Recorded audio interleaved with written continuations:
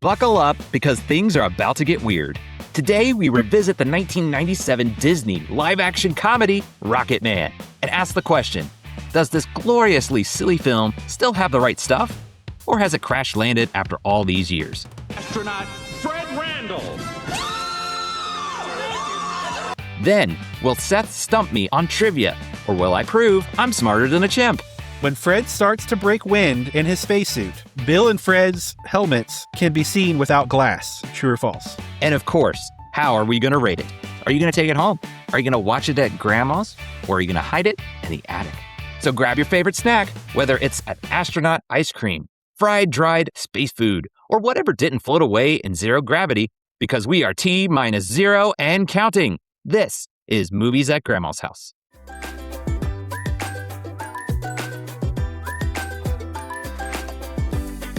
Hello, please come in. There's some fresh cookies in the cookie jar. There's a pitcher of Kool-Aid on the counter. Make yourself comfortable. Welcome to Movies at Grandma's House, where we love to revisit movies from our childhood and answer the question, does it still hold up? And is it family friendly enough that even grandma will approve? And I'm your host, Isaac. I'm 30 years old. I'm almost a full-grown man. And this is Seth. I'll enter the same calculations using what we like to call the right way. Oh, it is fantastic to see you, Seth. We're going to have a lot of fun with this one. It's a classic in the 90s, I think, among kids' movies, Disney films, and things like that. But just as a reminder, for those at home, what is Grandma putting on for us to watch this visit? 1997's Rocketman.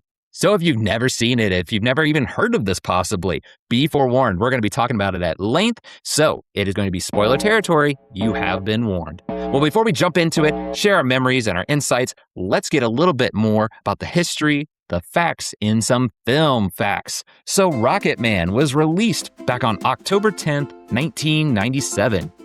It had a budget of $16 million. The box office, $15.4 million. Looking at some reviews, IMDb is at 5.9 out of 10. Rotten Tomatoes, 20%.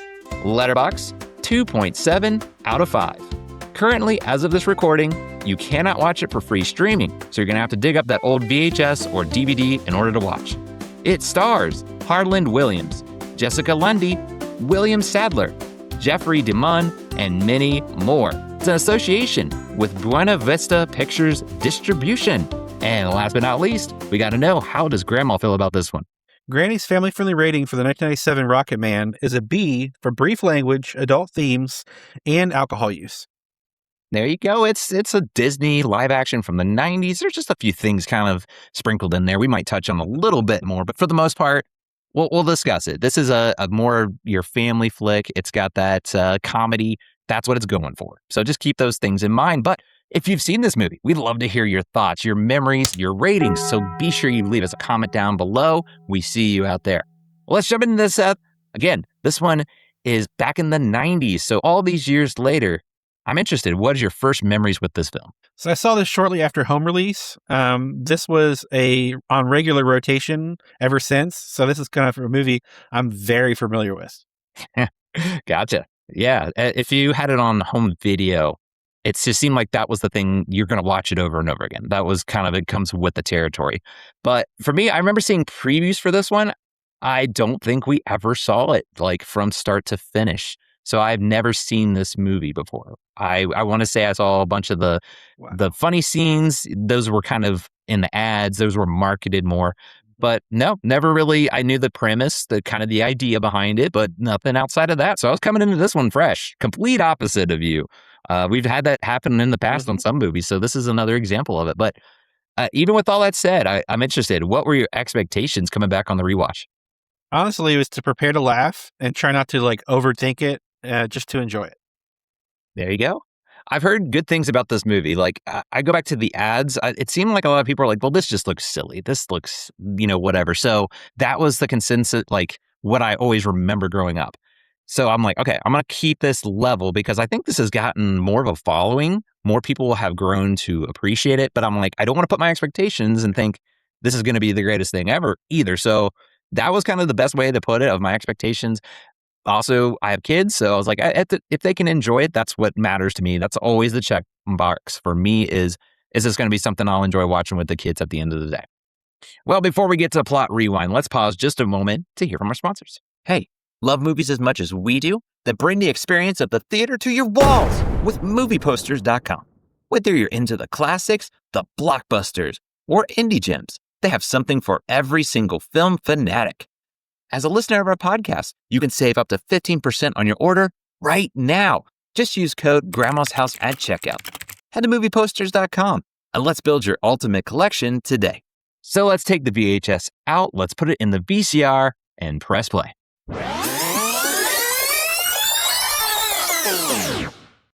Fred Randall always dreamed of being an astronaut. NASA is in search for a new candidate for the mission to Mars. Fred is on the short list. He only needs to pass some tests to see if he is fit. A small group goes to Mars, but things go awry when Fred doesn't stay in hypersleep. Will they accomplish their mission and return safely? Find out as Granny dusts off this DVD. Oh, wow. Where do we begin with this one? This seems like a time capsule of how comedies used to be. And even saying that, comedies, like, do comedies even exist anymore today? It feels like you got to go back so many years. This is an example to get this kind of a movie. But this is a Disney movie, so it's aiming towards kids, family, and that type of comedy. You have the actor, it feels like he was in a lot of minor roles. Harlan Williams, he's kind of the main character, not kind of, he is the Rocketman, if you want to say, the title character. And it's his type of comedy. So if you're familiar with him, you're going to get a bunch of them. He is going to be the highlight, the big focus of this movie. So that's what jumps out to me. I'm like, I feel like I'm taken back to that time frame of this is what comedies were like. This is kind of the family friendly version of it, but this is what comedies were like, more of like your slapstick and just silly. But I got to know, again, you've got more experience with this one. What's kind of your first impressions as you're watching the film? Really, first impressions would be the humor is certainly at the forefront. With an interesting premise, not really done very often, it will lead you on a path of laughter quickly. So this is a fun journey if you take it. Yeah, they don't hold back. Like, they're not trying to be this drama at all. This is just, we're going for the laughs. We're going for it. And whether we stick the landing every time, we're going. It's like, buckle up, literally, be ready. This is like a rocket taking off. And you just got to jump on, like, just go with the flow, because the premise is they're going to Mars. And as of today, still, people have not actually landed on Mars. They've shot up robots and all that stuff, but not an actual human. So it's kind of interesting coming back to, like, yeah, this would make the news, because throughout the movie, they're following them on the news, and that's what would happen today. So I kind of like that aspect. The story is relatable. You can feel the excitement of, like, yeah, if that took place, if they somehow, some way found a way to get people to Mars, it has a nice story to it. And it's somewhat realistic, but there's also, like, yeah, if you're going to Mars, you're put in the stasis where you don't need food and all that. That plays a part, and I'm sure we'll talk about later in scene. But it still makes it, I was actually surprised, because I thought, okay, they're just going to throw everything out the window and just say, yeah, this guy's going to Mars. It's still kind of, yeah, that's, suspend your disbelief a little bit over here, but they also make it a little believable. And, like, I even chuckled a little bit. At one point, there's a touchscreen. You're talking 1997, but somebody's using a touchscreen. I'm like, yeah, that's actual technology. So little stuff like that. I know it's a random thought, but the story, I think it worked really well. But what'd you think of the plot, the story overall? So Fred's a unique character, and in this story, this kind of thing, this premise isn't repeated often, like I said. So I feel like the plot is strong, like you were saying, with fun dialogue that moves really fast. And it's kind of a unique movie, especially like a family-friendly one, because anything that comes close to this is not family-friendly. And so it's very interesting. Like, they're on very thin ice with this one as far as where they're going to take it. And I thought that the story was told really well because it didn't go too far, if you ask me. Yeah, it's just keeps it simple too. Like, it's not trying to overcomplicate. Like you said, that's a perfect way of putting it. The focus is the comedy. They're really just going for that.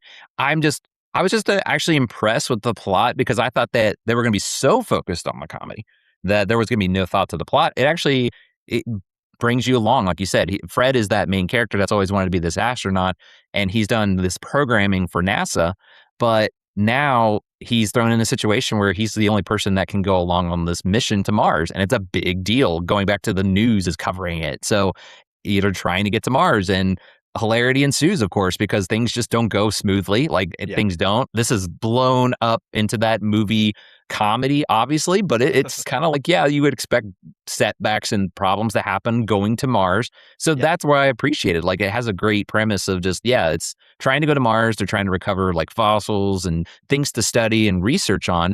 The chimp, there's a chimp that's kind of like that slapstick side buddy of his that goes into stasis. So now he's awake for 8 months and has to keep himself occupied. And now, so they're short on food, if you want to look at it that way. Like, they have to ration it correctly. And just one thing after the other. So I was actually kind of impressed. I have to just say, like, well done on the writing. It wasn't just, we're going to just throw silliness at you and you're going to say, forget everything else. You do have to do that at times, don't get me wrong, but I was just like, oh, it's actually got a pretty good premise going. There's even some like dramatic parts. You have, I think his name was Bob. He's one of the guys in NASA that Fred talks to, that's kind of that walking them through. And Bud, I'm sorry.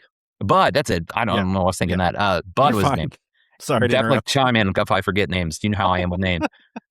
He was on the Apollo 13 mission. So I thought that was a little fun, though not as much as that's terrible. It's a kind of a bad side of NASA and such. But they still left it like this could have taken place in real life, as much as it's silly and whatnot. But that's what I thought of the plot overall. But we got to get into the characters. I mean, let's have it. What'd you think of Fred and the gang in this one?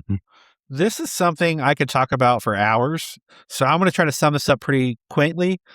So it was casted well. All the characters, to me, they shine bright in their roles. Fred is absolutely hilarious. Harlan Williams, as you mentioned, and the supporting cast performs great, building a humorous film so well that you kind of believe it, and it's not believable. And I just look back at all the different characters and they're just casted right on point. I mean, like, I can't imagine what the process was like. And with that little budget, they did so well making it, it's a grand film, really, for that budget. Yeah. I think they work well. Obviously, Fred is going to be front and center. I want to say I remember him in minor roles, but it's just a fun memory I have that he was on a lot of stand-up comedy. At least I recall there was one show where he actually hosted it. And he would introduce these stand-up comedians. And I found him to be kind of funnier than some of the stand-up comedians even. And he was the host. He's not supposed to be outdoing these stand-up comedians. So I will say he's a in-your-face kind of guy. Yes. So take it as you will. This might not be your cup of tea in terms of comedy. It's not going to maybe appeal to everybody. But if it does, you're going to definitely laugh. I mean, there's so much with his character. He's just stumbling over this or this and that. I mean, there's the scene where they're testing and he's going in the circle for the G-force and the screw comes loose and he busts through walls and it's just, it's that silly slapstick, but that's the kind of comedy that just makes you laugh. I mean, I'm like, pull up a seat, just have a good time with it. Like it's just one after the other, like you said, with the jokes. I mean, what'd you think of the comedy and interaction with the characters? When you talk about that scene, I love where he goes, I ran into him in the hallway. Like, he literally ran into him. I love that so much. There's a lot going on in this movie. I do have a couple quotes I wanted to say before I get to the scene that I'd like to mention. But there's just so much going on and the characters are just so well pronounced. And they have a lot to do, and there's not a lot of dialogue, I don't think, for the supporting cast. No, much, but they do a lot in that little bit. And like I said, I can't believe that they could accomplish this with such a small budget. Yeah. But as far as like the quotes go, my first quote I wrote down was "sweet swirling onion rings," and the next quote I wrote down was "it's a tale as old as time, Ulysses. Boy meets girl, boy falls for girl, girl goes into hypersleep." I like the callback. It happens to him twice. Yes. First initial, and then that's how the movie ends. So going to Mars, the chimp jumps in while he's saying that, and then on the way back, it happens again. I thought that was the best way I could put it. It's his fault because he doesn't get in there. He doesn't go into his chamber. Yeah. And then the next quote I got is, "How many times have I told you not to go wandering into a Martian dust storm?" He's definitely the scene stealer, but there's a lot of that. I don't know if I caught them all, like all the quotes, but there was some clever ones on there. There's the the plot is they land on Mars. The one guy that's with them is so determined he wants to get these fossils that storm's coming through, and they agree that no, we're gonna leave before the storm comes. They sleep and wake up. He actually goes against what they said originally, ends up getting stuck, and it's Fred who goes out to save him. So that's a quote that I think he just says, "They say that when a mother's child is trapped, the rush of adrenaline gives her the strength of 20 men. All right, Commander, call me mommy." and that's such a silly line that's one that I could see people rolling their eyes at. But if you find that kind of humor, you're gonna laugh. That's the kind of humor. That's a great quote I think of like, if that hits for you, that's the kind of quotes throughout the movie. And I love that whole scene because he's like doesn't want to submit to saying something like that. Right. And so he goes, "No, I'm not calling you that." He's like, "It's all right, call me mommy." And he goes, "Little Billy, it's okay, call me mommy." And he goes, "Don't call me Little Billy." Yes, that's the kind of like comedy that just it's the irritation of like that's what I feel. If you don't like the comedy, you're like the Commander. I almost put myself in this like vision because they just butt heads. Fred is wanting to be his friend. I love when they first land on Mars and he's just like, "I'm turning the communication off." He's like, "Hey, like, I'm just trying to talk. You're the first person to turn the communication off on Mars." When he kept doing that, like, "I'm the first person to do this on Mars. The first person to walk backwards." There's line after line. Like I said, I didn't note all of them. I'm sure you could quote them like back of your hand, but it's like, that's where, again, the comedy is, it works for me. Like, for me, I was chuckling at the very least. I think the funniest part, it was also what was in the ads, is obviously when they have to hook up the line and he farts. And what actually made it funny for me, because I think in the ads they show like it go through the line and he's just like, "Oh man." But what was actually making me laugh is they're like, at NASA, they're like, "We're getting traces of a lot of methane." And that little like stuff is actually what I was laughing at more. It's a funny scene if you like fart jokes. It's a literal fart joke. But those little subtle, I was like, that's really good writing of building the joke up. It's not just boom in your face. It's a build up, and those supporting characters add to it. So scenes like that, I really feel are a strong suit of this film. And like we talked about, that's what they're going for. They're not apologizing for those kind of jokes at all. So, but yeah, anything else to add? Well, I just want to say real quick, what I like about that scene is that Bud gets it before anybody else does. Right. So there's methane, and it cuts to Bud, and Bud's like starting to laugh, and then everybody else starts to laugh. Right. I love that part. But the scene that I wanted to talk about, and I think you'll agree with me, this really stands out. So I like the scene when Fred is being tested next to Gordon, and Fred chooses to play around rather than staying silent. It shows how maddening Fred can be. Within 24 minutes, Gordon loses his mind listening to. So that scene is hysterical and also forwards the story because it kind of progresses. That guy, he doesn't get the role because Fred keeps doing things that kind of messes it up for him.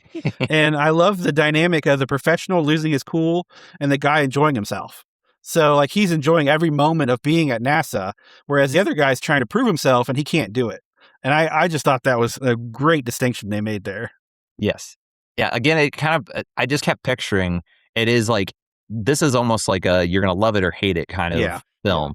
And those characters I just kept picturing like if somebody isn't appreciating the comedy they don't like, I mean, that's your thing.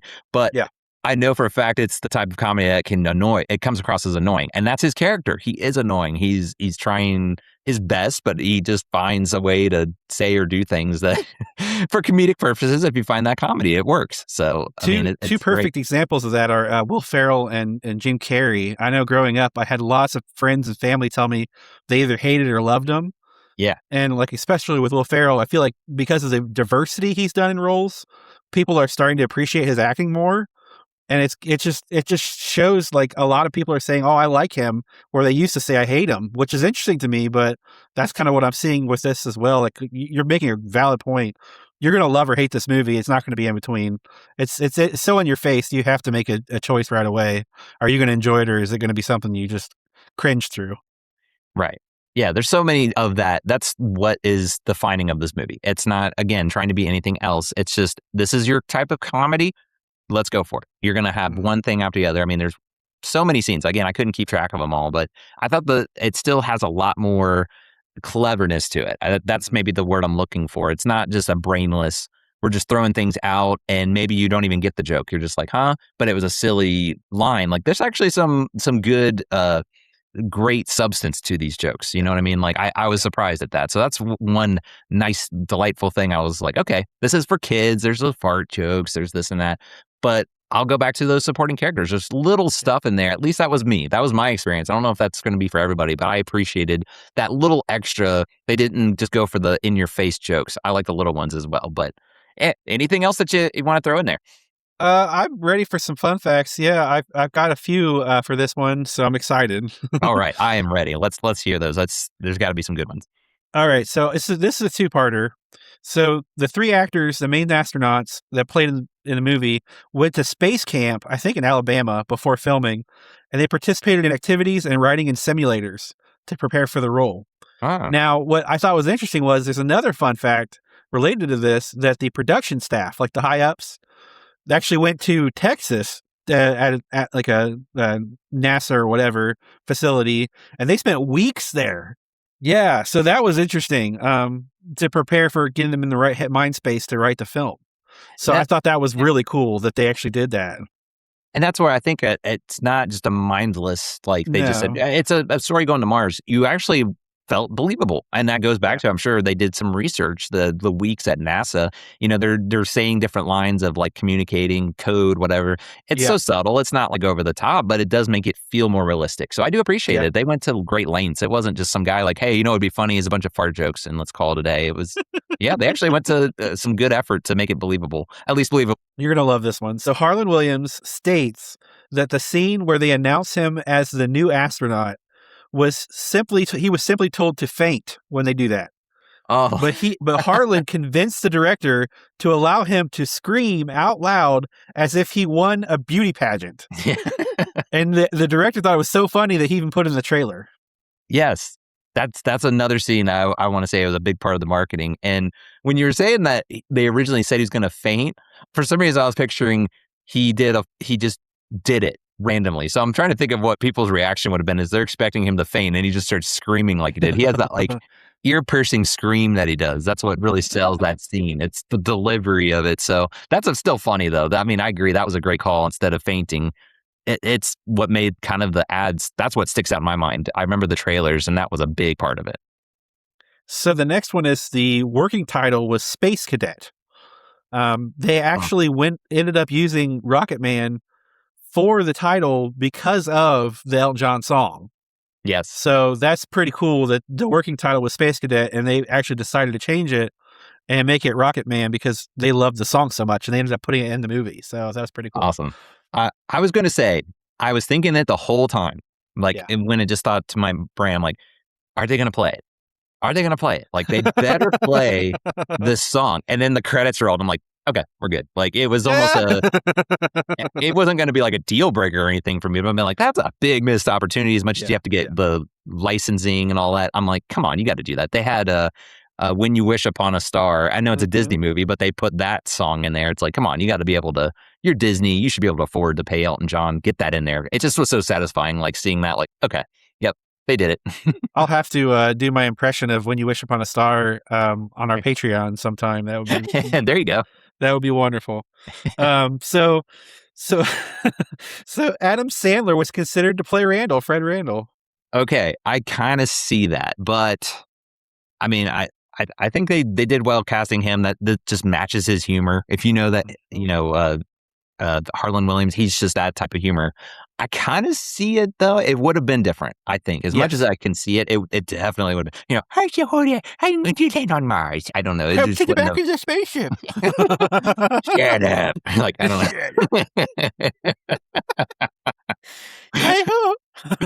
It wasn't me. It wasn't me. Yes, it was. Shut up. I don't know. It wouldn't quite have been the same to me. So good call. Good call. I like that. All right. So the next one, the last one before the fun fact trivia question. The game Fred plays before starting work is, in fact, Wing Commander, which I grew up playing as well. Oh, nice. That's great. I love that. It's just like you see little things like, I play that game or something little relatable. You probably could blink and miss it, but that's awesome. I love when they do that. My brother worked at Micro Center and he would get all the computer games like when they came out, and I got to play all those games before being like online or anything was a thing. You know what I mean? Like I played all those games, and household computers were barely a thing. Yeah. So it was pretty cool. That is cool. All right, it's time for a fun fact trivia question. Are you ready? I'm ready. I hope I can do it some justice here. Let's see how I do. All right, so ease your mind. Okay, it's another true or false. Okay. So true or false? When Fred starts to break wind in his spacesuit, Bill and Fred's helmets can be seen without glass. True or false? Without glass, huh? So like a production error, or that was an intentional kind of thing? I might be feeding into possibly getting an answer that way. I'm trying to think. It felt like there was, but maybe they CGI'd it. So I'm gonna go true. You are right. So Right. later you can see the reflections in the glass in the same scene. In the same scene, they messed up that much. Wow. I was thinking like, yeah, if you look at movies back, especially like 90s and before, a lot of it was practical and like just little things like that you wouldn't think back then the quality, but now you have 4K and you have other things, you're going to probably notice it a lot more. That kind of makes it more funny to me. I don't know why though. But yeah. All right. I am smarter than a chimp, at least for now. We'll see till next time. Maybe I'm 2 steps forward, 2 steps back kind of a thing. So, well, before we get to our rating, we like to look around the net. Again, I feel like there's more and more respect for this one as the years have gone by. At least from my perspective, I could be totally wrong. But let's hear it. What kind of reviews are you seeing out there, Seth? All right, the first review I found was Brett M-3 says, "What a good time, 7 out of 10.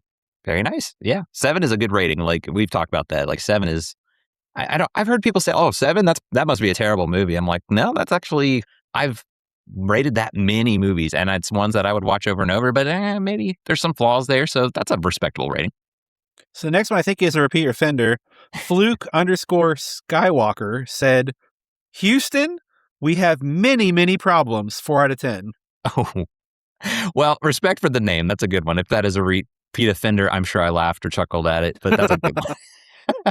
I can see that. Again, this is probably, if you're really taking this seriously, you're going to see the flaws. Like it's not trying to be like, again, this drama Citizen Kane, but it's a perfect example. Yeah, it's not trying to be that. So if you understand that, I think you're going to appreciate it. But on the other side, if you're not, then I get that. I understand that take on it. All right, and the last one is Great Favor said, "It's so bad, it's good, 9 out of 10. Wow, 9 out of 10. And that's what I go back to. I feel like if it's your type of comedy, I mean, it's going to hit a lot of notes for you. So that's great to say 9 out of 10. Wow. Yeah. So I'm sure there's people out there that enjoy it, that type of comedy. In fact, we have one here also from our Threads account. So if you want to join in on the fun, we like to post movies we're going to be considering. If you want to get a shout out, make sure you're following us on Threads. Just a quick announcement on that. But this comes from the Dean of Cinema. They said, "This was a regular watch for me growing up. Haven't seen it in ages. Gotta track down a copy." So there's an example. This is another one that they watched it growing up. You can tell they seem to enjoy it. But again, that's from our Threads account. So thank you so much for commenting, the Dean of Cinema. And just again, make sure you're following us if you want to get in on the fun. I'd love to hear memories like that. And especially movies like this. This is coming up on, 30 years. Just crazy to think about. I can remember the ads and all those types of things. Take me back. I wish it was still in the 90s. So, okay. One other thing we like to do, we like to put this through the kid test. So a little bit of backstory on this. When I brought this up to my kids, we're going to watch it. They were like, "I don't want to watch this movie. This looks so weird." Like they were very much against it. I have 4 children that are able to watch movies and things like that, ages 10 and under, and started the movie, got some popcorn, I kind of played it up like, come on, let's make this a fun movie to watch. And as it went on, I could sense they were starting to buy into it more because they're still in that, okay, it just, the previews didn't do it for them, I guess is the best way to put it. But as soon as it was starting to get to those fart jokes, I mean, it was laughing. It was lots of chuckling. The parts where you were talking about, he's just constantly hitting the guy or injuring the one astronaut that ends up not going. He's like in a wheelchair by the end of it. My oldest even said, "I feel so bad for that guy," but he's like laughing as he's saying it. So I'm like, yeah, I do feel bad for the guy, but I'm chuckling at you because you're like, yeah, you're kind of laughing like part he spin around and he like throws up afterward and they're trying not to step in the throw up. Like they were laughing at that. So seeing this poor guy like suffer, not just from Fred and what he's doing, but also those types of things. I thought it was humorous. I go back to like the part where it disconnects and he goes through the walls. I mean, they were just laughing throughout that whole scene. Of course, the fart jokes throughout the part where he farts in the pipe. They thought that was hilarious. I was trying to think of another scene that they thought was funny. I think it's where they're in that like container and he starts singing John Jacob Jingleheimer Schmidt and he just keeps going and going and going and the guy's waking up like they were belly laughing at that. They thought it was hilarious how annoying he was being. So I think it passes the kid test. If you have kids 10 and under, at least they're going to find some kind of humor in there. If it's not the fart jokes, it's the silly slapstick of people going through walls, getting injured, throwing up or whatever. It definitely passes that for me. There might be, like we were talking about, maybe a few adult themes, a little bit of language, but it's Disney trying to target kids, I feel like, first, and then the adults, if they appreciate that comedy, you're going to have a good time. Okay. Well, we got that. The kid test passes, but we got to see how it's going to rate for us. So let's get down to it, Seth.